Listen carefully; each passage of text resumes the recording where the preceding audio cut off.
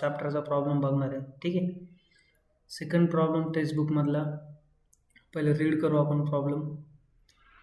Rakesh, Mahesh and Mukesh were partners sharing profit and losses in the ratio of 3:2:1 respectively. Their balance sheet as on 31st March 2019 is as under.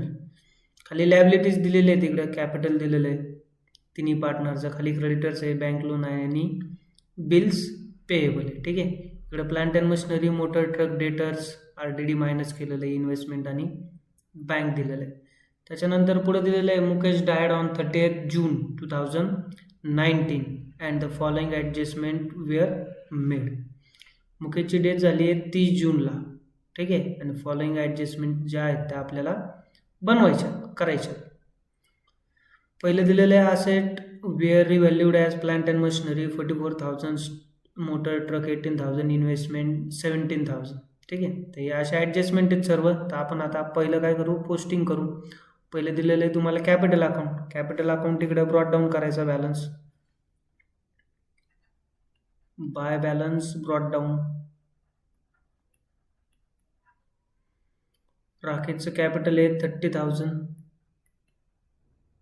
त्याच्यानंतर मुकेशचं आहे 20,000, त्याच्यानंतर महेशचं 20,000 आहे, मुकेशचं आहे 10,000. ठीक आहे. हे तिन्ही पार्टनरचं आपण कॅपिटल इकडं लिहून घेतलं या साईडला. ठीक आहे. त्याच्यानंतर पुढे दिलेलं आहे क्रेडिटर्स. क्रेडिटर्स येतात लॅबिलिटीला. तर आपल्याला बॅलन्स शीट ओपन करायचं नाही आहे, कारण या चॅप्टरमध्ये शक्यतो बॅलन्स शीट बनवायला सांगत नाहीत. पुढे दिलेलं आहे क्रेडिटर्स लॅबिलिटी येतं, bank loan liability, bills payable liability. Okay.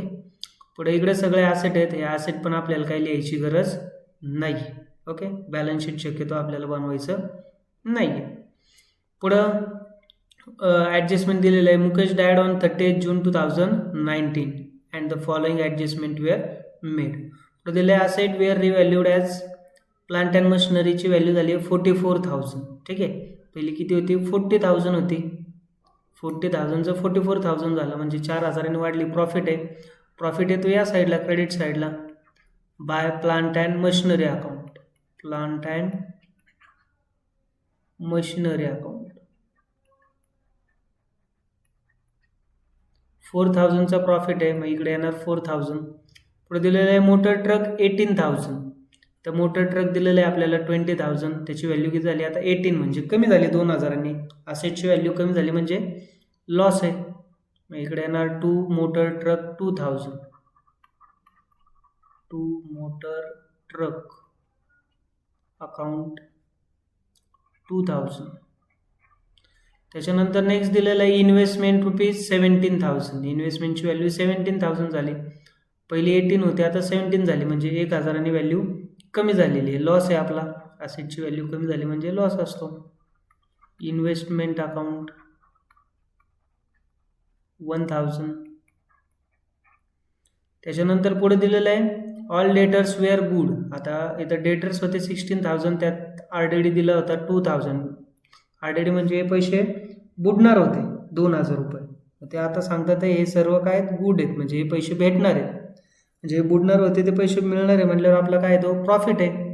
ठीक आहे. इन्कम झाला आपला, चांगली गोष्ट आहे. इकडं प्रॉफिट असल्यामुळे इकडं क्रेडिटला लिहिणार RDD अकाउंट 2,000 रुपीज. जे पैसे बुडणार होते ते सर्व भेटणार आहेत, त्याला म्हणतात ऑल डेटर्स आर गुड. तो प्रॉफिट आहे आपला, क्रेडिट साईडला येणार.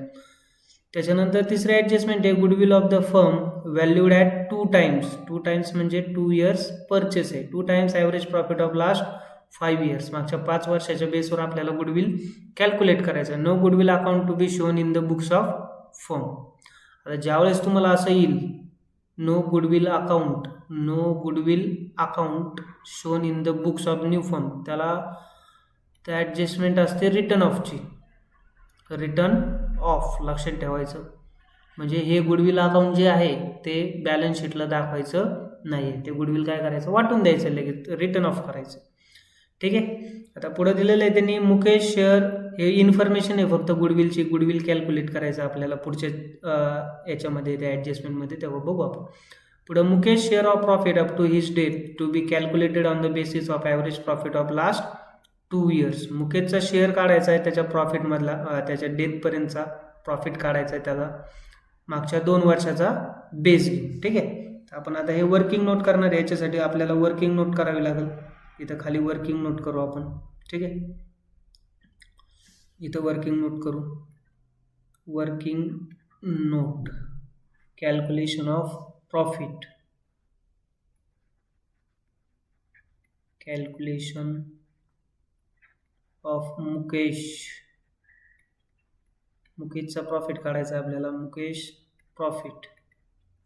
ठीक आहे. आता त्याच्यामध्ये पहिली स्टेप आहे कॅल्क्युलेशनसाठी टोटल प्रॉफिट काढायचा. त्यांनी 2 वर्षाचा बेस घ्यायला सांगितलं आहे आपल्याला, बरोबर. इथे दिलेलं आहे बघा. Mukesh share profit up to the his date calculated on the basis of average profit of last 2 years. आता शेवटच्या 2 वर्षाचा प्रॉफिट बघायचा आपल्याला. शेवटच्या वर्षीचा आहे 24,000 आणि त्याच्या आधीच्या वर्षीचा आहे 12,000. या 2 वर्षाचा प्रॉफिट आपल्याला बेस करायचा आहे. किती? 24,000 आणि 12,000 रुपये. ठीक आहे. आता आपण इथं वर्किंग करू त्याचं. टोटल प्रॉफिट काढायचं पहिलं.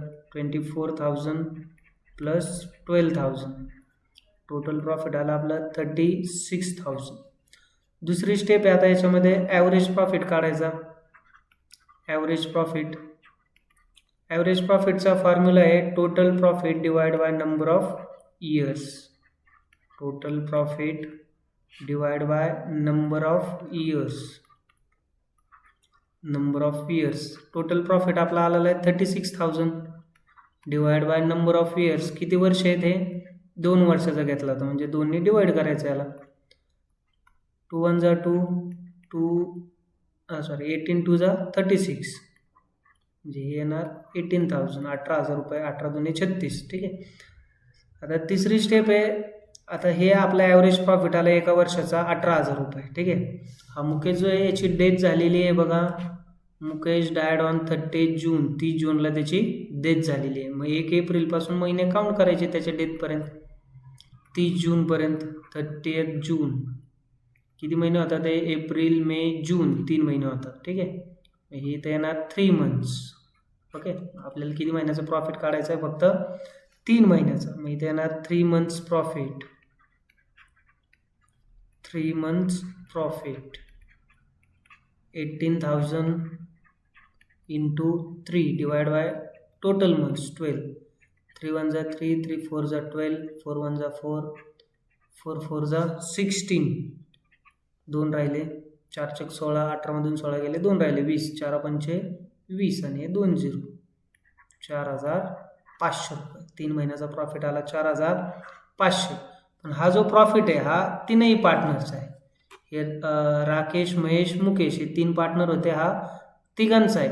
आपल्याला फक्त जो डिसीज झालेला आहे त्याचा फक्त आपल्याला शेअर काढायचा आहे. ठीक आहे. मग इथं डेथ कोणाची झालेली आहे? मुकेश डायड. ठीक आहे. म्हणजे हा काढायचा आपल्याला फक्त मुकेशचा शेअर आहे 1. 3:2:1 त्यांचा रेशो आहे. त्याचा शेअर आहे 1/6. ठीक आहे. आता इथं आपण कॅल्क्युलेट करू. मुकेश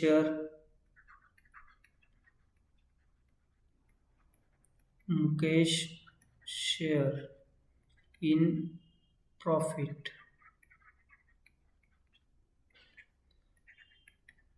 4,500 होता 3 महिन्याचा. त्याचा शेअर आहे 1/6. सॉल्व करायचं याला. 6 1 6, 6 7 42, 3 उरले 6 5 30. 750 रुपये हा आला त्याचा प्रॉफिट. ठीक आहे. हा जो प्रॉफिट आहे तो लिहायचा त्याच्या कॅपिटल अकाउंटला. आता प्रॉफिट आहे म्हणल्यावर इकडे क्रेडिट साईडला येणार. इथे येणार by profit and loss suspense account. Profit and loss suspense account 750. Okay. आणि याचा दुसरा इफेक्ट आहे तो इकडे असेटला. हे तुम्हाला बनवायचं नाही आहे पण दाखवतो तुम्ही तुम्हाला. Profit and loss suspense account. ठीक आहे. 750. त्याच्यानंतर पुढं आता इथं ॲडजस्टमेंट झाली आपली 4 नंबर. पुढं 5 नंबरला प्रॉफिट दिलेले आहेत आपल्याला सर्व वर्षांचे. त्याच्यावरून काय करायचं आपल्याला? गुडविल कॅल्क्युलेट करायचं आहे. Goodwill of the firm valued at 2 times. 2 times म्हणजे 2 इयर्स परचेस, 2 इयर्स परचेस, ठीक आहे, हे लक्षात ठेवायचं. Average profit of last 5 years, ठीक आहे. No goodwill account shown in the books, म्हणजे रिटर्न ऑफ झाला. पहिलं गुडविल कॅल्क्युलेट करू आपण. 5 वर्षाचा प्रॉफिट दिलेला आहे आपल्याला, खाली वर्किंग नोट करावी लागेल. आता याची वर्किंग नोट करू आपण, ठीक आहे. 5 वर्षाचा प्रॉफिटवर आपल्याला गुडविल कॅल्क्युलेट करायचं आहे. आपण गुडविल कॅल्क्युलेट करू, याला खाली घेऊ थोडंसं, म्हणजे आपल्याला गुडविल कॅल्क्युलेट करताना इझी होईल, ठीक आहे. पुढं गुडविलचा फॉर्म्युला, आता वर्किंग नोट करू. इथं ही दुसरी वर्किंग नोट आहे आपली. Calculation of goodwill, calculation of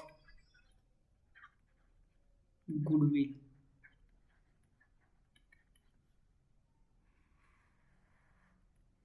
ठीक आहे. याच्यामध्ये पहिली स्टेप आहे टोटल प्रॉफिट काढायचा. टोटल प्रॉफिट, ठीक आहे. टोटल प्रॉफिट मागच्या 5 वर्षाचा प्रॉफिट दिलेला आहे त्यांनी, इथं दिलेला आहे बघा. पहिल्या वर्षीचा आहे 6,000, दुसऱ्या वर्षीचा 11, तिसऱ्या वर्षीचा 7, चौथ्या वर्षीचा आहे 12,000 रुपये आणि शेवटच्या वर्षीचा आहे 24,000 रुपये, ठीक आहे. आपण टोटल करू याची. पहिल्या वर्षीचा आहे 6,000, सर्व वर्षांच्या प्रॉफिटची टोटल करायची. 6,11,7,000 प्लस 12,000 प्लस 24,000 टोटल करायची याची. 11 आणि 7 17 आणि 7 24, 24 आणि 24 48 आणि 2 50 आणि 10 60,000 रुपये, 60,000 टोटल आले, ठीक आहे. आता पुढची स्टेप आहे ॲव्हरेज प्रॉफिट काढायचा आहे याचा. ॲव्हरेज प्रॉफिट सेम वरच्यासारखाच ॲव्हरेज प्रॉफिट. ॲव्हरेज प्रॉफिटचा फॉर्म्युला आहे total profit divide by number of years. Total profit divide by number of years. Total profit आलेलं आहे आपलं 60,000, त्याला डिवाइड करायचं नंबर ऑफ इयर्सनी. किती वर्ष आहे? 1 2 3 4 आणि 1 5. सॉल्व करायचं याला. 12 पंचे 60 आणि 300, 12,000 रुपये आले, ठीक आहे. त्याच्यानंतर तिसरी स्टेप आहे आपली गुडविल कॅल्क्युलेशनची, ठीक आहे. गुडविल कॅल्क्युलेट करायचं. गुडविलचा फॉर्म्युला आहे average profit into number of years purchase. Average profit into number of years purchase. Average profit काढलेलं आहे आपण इथं वरती. किती आलं? 12,000. 12,000 into number of years purchase, ठीक आहे. Number of years purchase. इथं वरती आपल्याला नंबर ऑफ इयर्स परचेस दिलेलं आहे बघा. 2 टाइम्स आहे, म्हणजे 2 इयर्स परचेस आहे, ठीक आहे. 2 ने इंटू करायचं त्याला. 12,000 इंटू 2 24,000 हे आलं आपलं गुडविल. आता इथं बघायचं आपल्याला फक्त एका पार्टनरचं डिसीज पार्टनरचं गुडविल सांगितलं आहे का पूर्ण फर्मचं. गुडविल ऑफ द फर्म म्हणजे पूर्ण फर्मचं सांगितलं. इथं कुठेही सांगितलं नाही की मुकेशचं गुडविल कॅल्क्युलेट करा म्हणून, ठीक आहे. मग त्याचं गुडविल काय कॅल्क्युलेट करायची गरज नाही. पूर्ण फर्मचं गुडविल असेल तर त्याची एंट्री होते goodwill account debit to all partners capital account. त्याची एंट्री होते goodwill account debit to goodwill account debit to all partners capital account, ठीक आहे. मग आता आपल्याला हे जे गुडविल आहे ते ऑल पार्टनरमध्ये वाटून द्यायचे. 24,000 आपलं गुडविल आलं. तर त्यांचा रेशो आहे 3:2:1. इथं रेशो दिलेला आहे बघा आपल्याला. इथं वरती रेशो दिलेला आहे प्रॉब्लेममध्ये 3:2:1. आता हे जे गुडविल आहे ते त्या रेशोमध्ये डिवाइड करायचं आहे आपण. इथं येणार चौथी स्टेप येणार आपली डिस्ट्रीब्युशन, ठीक आहे. आपण आता इथं चौथी स्टेप करू. इथं डिस्ट्रीब्युशन ऑफ गुडविल. पहिलं कोण आहे याच्यामध्ये? पहिलं आहे राकेश, महेश आणि मुकेश, असे 3 जण आहेत. राकेश, महेश आणि मुकेश. तर हे जे गुडविल आहे ते वाटून द्यायचं. 24,000 आहे पहिल्याचा रेशो आहे, त्या तिघांचा रेशो आहे 3:2:1. इंटू 3 डिवाइड बाय 6, हे 6 कसे आले 3 + 2 + 1, या तिघांचे टोटल 6. ठीक आहे, सॉल्व करायचं. 6 × 6 साइन चौक 24 आणि 3 शून्य, 4 त्रिक 12 म्हणजे पहिल्याला येणार 12,000 रुपये. दुसऱ्याचा रेशो 2, 4 2 8 म्हणजे दुसऱ्याला येणार 8,000 रुपये. तिसऱ्याचा रेशो 1, 4 1 4,000 रुपये. ठीक आहे, आता हे जे गुडविल आलेलं आहे ते तिघांना वाटून द्यायचं क्रेडिट साईडला बाय गुडविल अकाउंट.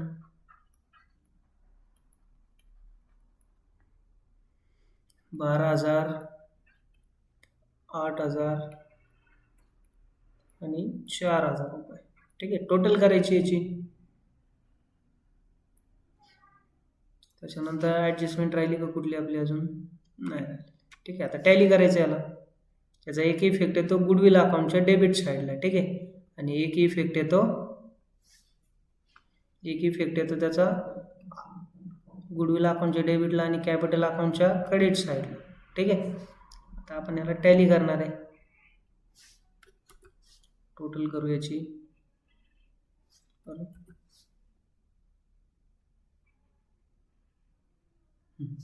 पहिले हे अकाउंट टॅली करू आपण. ठीक आहे, त्याच्यानंतर मग दुसरा अकाउंट करू. तर टोटल आहे इकडची 2,000 + 1,000 3,000, इकडे 4,000 + 2,000 6,000. टोटल करू याची 6,000 इकडची टोटल मोठी. ठीक आहे, 6,000 इकडची टोटल कमी. 6,000 मायनस 3,000 राहिलं 3,000. आता हे जे राहिलेले 3,000 आहेत ते कॅपिटल अकाउंटला वाटून द्यायचे. कॅपिटल अकाउंट ब्रॅकेटमध्ये प्रॉफिट. कोण आहे? राकेश, महेश आणि मुकेश. ठीक आहे, ह्या तिघांमध्ये या रेशोमध्ये वाटून द्यायचे. तर पहिल्याला येणार 1,500 रुपये, दुसऱ्याला येणार 1,500 15 झाली 1,500, दुसऱ्याला येणार 1,000 आणि तिसऱ्याला येणार 500 रुपये. ठीक आहे, मग हा जो प्रॉफिट आहे यांचा तो इकडे क्रेडिट साईडला लिहायचा कॅपिटल अकाउंटच्या बाय रिव्हॅल्युएशन अकाउंट.